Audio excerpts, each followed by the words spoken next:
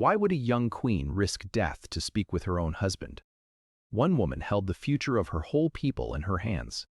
No one forced her to act. No one guaranteed she would survive the choice.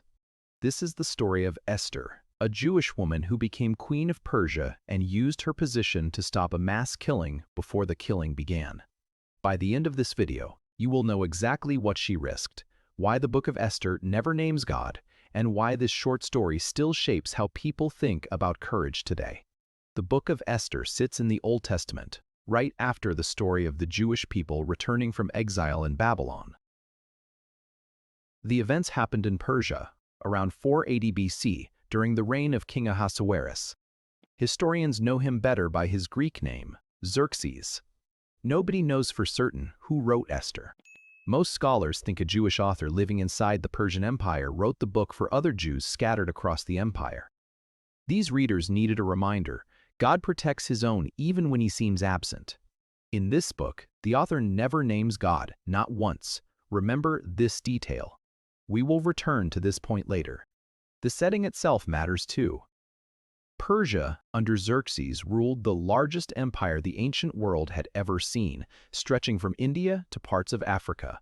The palace at Susa, where this whole story unfolds, sat at the center of this power, filled with marble pillars, gold couches, and enough wealth to fund wars for decades.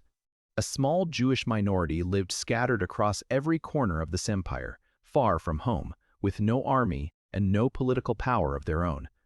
The story opens with a massive party. King Ahasuerus throws a banquet lasting 180 days, showing off his wealth to nobles from across the empire. Near the end, he calls for Queen Vashti to appear before his guests and display her beauty. She refuses. This single act of defiance costs Vashti her crown. The king's advisors convince him to remove her as queen. They worry other wives across the empire will follow her example and stop obeying their husbands. The king starts a search for a new queen. Officials gather young women from every province into the palace at Susa. Among them stands a Jewish orphan named Hadassah. Her cousin Mordecai raises her after her parents die. The Bible calls her by her Persian name, Esther, a name close to the word for star. Her Hebrew name, Hadassah, means myrtle tree. From the first chapter, this woman carries two identities, one hidden and one on display. Mordecai tells Esther to keep her Jewish identity hidden. She listens. Esther spends 12 months in beauty treatments before she ever meets the king, a detail Esther 2:12 records in plain terms. Esther wins the king's favor over every other woman in the palace. Esther 2:277 says, "The king loves Esther more than all the women." He crowns her queen in place of Vashti. Not long after, Mordecai uncovers a plot against the king's life. Two officers plan an assassination. Mordecai reports the plan through Esther. Guards arrest the officers, and the king executes both men. Scribes write this event into the official records of Persia, a detail nobody notices yet, though this detail becomes important later. Meanwhile, the king promotes a man named Haman to the highest position in the empire, second only to the king himself. Everyone bows to Haman. Everyone except Mordecai. Mordecai refuses to bow, likely because Haman descends from the Agadites, ancient enemies of Israel. Bowing would mean honoring an enemy of his people. Haman burns with anger. Punishing Mordecai alone will not satisfy him. Haman wants to destroy every Jewish person in the entire Persian Empire. He convinces the king to sign a decree ordering the death of every Jew on a single day. Haman casts lots, called pure, to choose the date, almost a year ahead. Messengers carry the decree to every province in every local language, giving ordinary citizens permission to kill their Jewish neighbors and take their property. The countdown begins for the Jewish people across Persia. Mordecai hears about the decree and mourns publicly, wearing sackcloth and ashes. Esther sends word asking why. Mordecai sends back a blunt message: "Go to the king and beg for your people, or everyone dies, including you." Esther faces a real problem. Persian law says anyone who approaches the king without an invitation risks execution, unless the king holds out his golden scepter. Esther has not been called to the king in 30 days. Mordecai warns her in Esther 4:13, being queen inside the palace will not save her from Haman's decree. Then, in Esther 4014, he asks the question giving the whole book its meaning. Who knows whether you have come to the kingdom for such a time as this? Esther makes her decision. She asks Mordecai to gather the Jews of Susa to fast for 3 days, a request for the whole community to stand behind her before she takes a single step toward the throne room. Then, in Esther 4016, she says the line every reader remembers, "If I perish, I perish." She walks toward the throne room, uninvited, ready to die. The king holds out his scepter.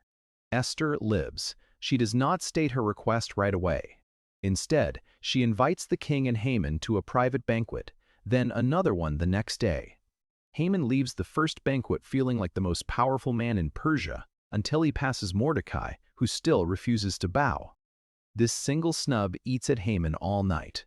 His wife suggests building a gallows 50 cubits high and hanging Mordecai from the gallows the next morning.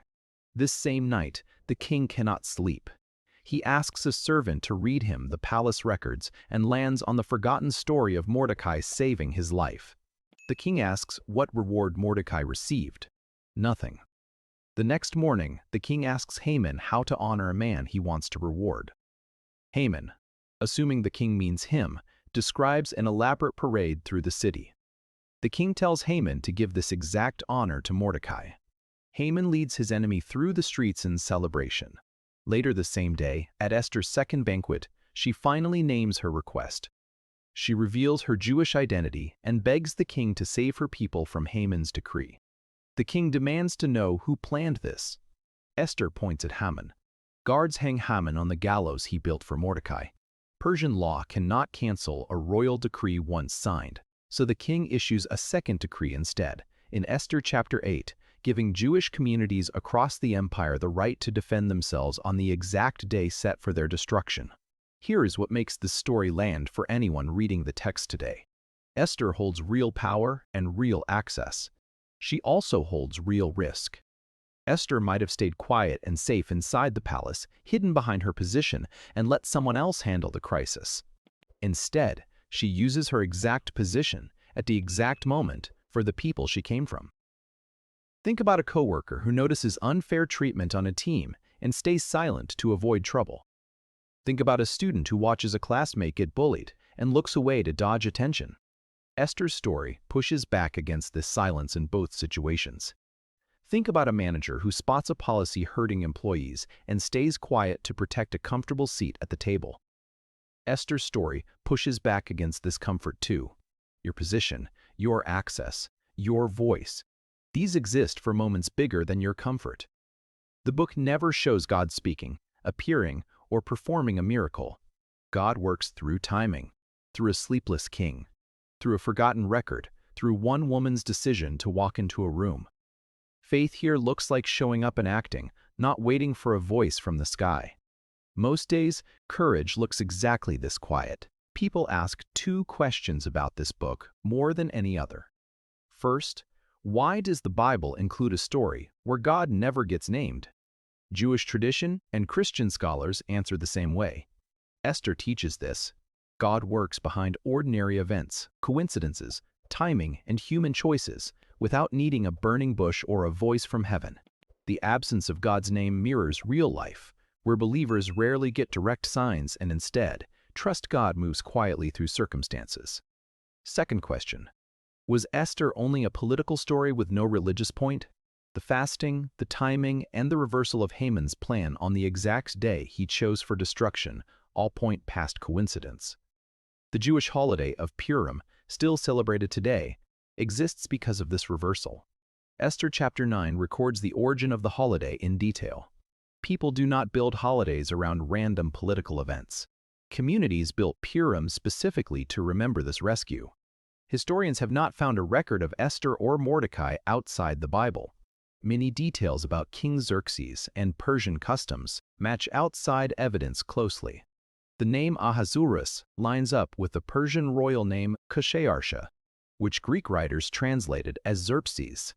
The banquet in Chapter 1, the size of the empire spanning 127 provinces from India to Ethiopia, and the fast messenger system carrying royal orders all match what historians already know about Persia in this period. So here's the whole book in 3 sentences. A Jewish orphan becomes queen of Persia without anyone knowing her identity. A powerful official plots to destroy her entire people. She risks her life, speaks up at the exact right moment, and saves them. No angel appears. No sea splits open. One woman simply chooses courage over comfort at the one moment history needed her to. You started this video wondering why a queen would risk death to speak with her own husband. Now you know. Staying silent guaranteed disaster, and speaking up gave her people a chance. Read the Book of Esther yourself this week. 10 short chapters and everyone moves fast. Then drop a comment answering this question. What would you risk speaking up about if you knew the timing was right? One woman, one decision, one nation saved. Subscribe for next week's lesson, where we walk through another book of the Bible the same way. One story, fully explained, no confusion left behind.